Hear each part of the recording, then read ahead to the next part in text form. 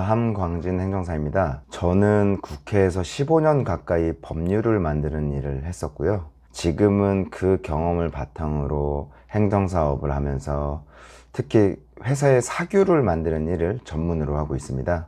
최근에 언론을 보니까 어떤 징계나 해고 때문에 근로자와 회사 간에 분쟁이 상당히 많이 발생하고 있더라고요.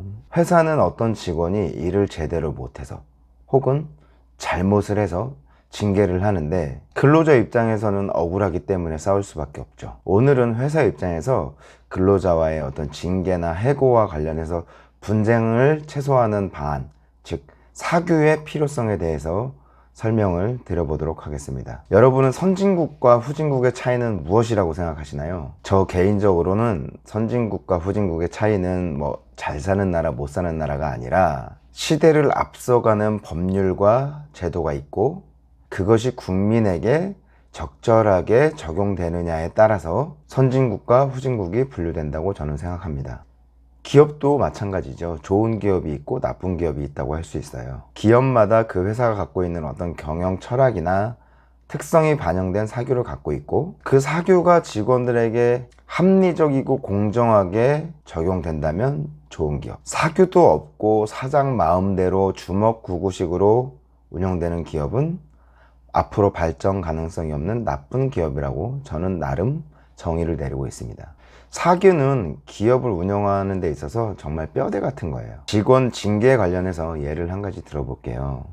회사는 직원을 징계하기 위해서는 반드시 사유와 근거가 있어야 돼요. 왜? 무엇 때문에 무슨 근거로 징계를 하느냐? 여러분, 이런 겁니다. 우리 사회에서 범죄자를 처벌하기 위해서는 어떤 사람이 도둑질을 하거나 거짓말을 해서 경제적 이득을 취하거나 회사 돈을 빼돌리거나 하는 범죄 행위가 있고 그 행위를 처벌하는 법률이 있기 때문에 처벌이 가능한 겁니다. 그럼 회사도 마찬가지죠. 징계 사유가 있고 징계 근거가 있어야 되는 겁니다. 징계 사유는 어떤 것이 있을까요? 회사마다 그 회사의 어떤 특성에 따라 다를 수 있는데 일반적으로 이런 게 있겠죠. 무단결근.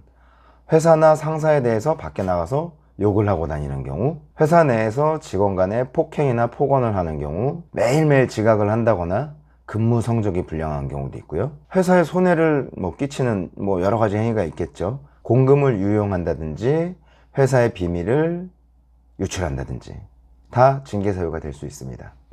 이처럼 근로자를 징계하기 위해서는 징계 사유라는 게 있어야 되는데 이 징계 사유라는 게 어떤 회사 대표님이나 임직원들의 머릿속에만 있으면 안 돼요. 근거가 있어야 되는 거예요. 취업 규칙, 단체 협약, 인사 규정, 징계 규정, 여러 규정에 징계와 관련된 내용들을 담아 놓을 수 있는 거예요. 예를 들어 보겠습니다. 상사의 명령을 따르지 않았을 경우에는 감봉, 출근 시간을 5회 이상 지키지 않았을 때는 정직 3개월, 이런 식으로 규정되어 있어야 되는 거죠. 이처럼 근로자가 각종 사규에서 정한 행위를 하지 않거나 하지 말아야 되는 행위를 하거나 하는 경우에는 당연히 징계 사유가 될 수 있겠죠. 그런데 징계 사유가 되는 취업 규칙이나 징계 규정이나 이런 사규가 없다면 어떻게 될까요? 징계의 근거가 없으니까 당연히 무효가 되는 거예요. 고용노동부나 법원에다가 이의 신청하면 무조건 부당징계로 회사가 질 수밖에 없죠. 근로자를 징계하기 위해서는 회사는 징계를 하게 된 이유와 근거를 제시하고 입증을 해야 돼요. 노동부든 법원이든 문제가 터지면 이길 수 있는 거죠. 다시 예를 들어 볼게요. 홍길동이 심순애 집에 몰래 들어가서 냉장고를 들고 나왔어요. 남의 물건을 훔친 자는 감방에 보낸다는 법률, 즉 형법이라는 게 있고요. 홍길동이 심순애 집에 몰래 들어가는 장면이 담긴 CCTV가 있거나 목격자의 증언이 있으면 판사가 홍길동에게 유죄 판결을 내려서 감방에 보내는 겁니다. 도둑질한 사람, 때린 사람, 회사 돈 훔친 사람 다 처벌할 수 있어요. 관련 법률이 있기 때문이죠. 그런데 홍길동이 도둑질을 했음에도 불구하고 도둑질한 사람을 처벌하는 규정이 없으면 홍길동은 처벌을 받지 않겠죠.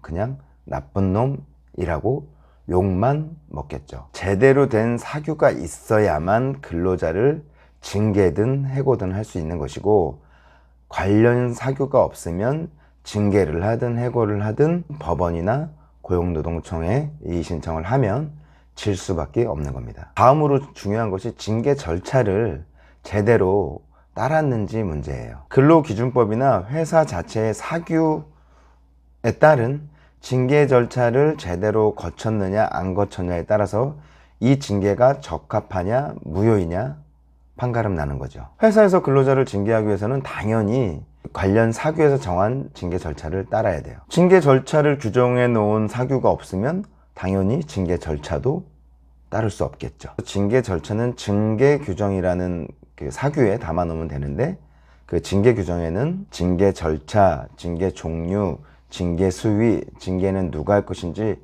다 하나하나 정해 놓는 거예요. 징계 규정 같은 사규를 사전에 만들어 놓는 것이 상당히 중요하겠죠. 오늘 영상의 핵심은 직원을 징계하기 위해서는 징계 사유와 근거가 있어야 되고 징계 절차를 따라야 하는데, 그 모든 것은 사규에 미리 담아 놓아야 한다 라는 설명을 드렸습니다. 제가 영상을 시작할 때 사규는 기업의 근본이자 뼈대라고 말씀을 드렸는데요. 뼈대가 튼튼하지 않으면 좋은 기업이 될 수 없겠죠. 기업의 근본을 튼튼히 하기 위해서는 반드시 회사 나름의 사규를 갖고 있어야 한다는 말씀을 드리면서 오늘 영상을 마치도록 하겠습니다. 끝까지 시청해 주셔서 감사합니다. 함광진 행정사였습니다.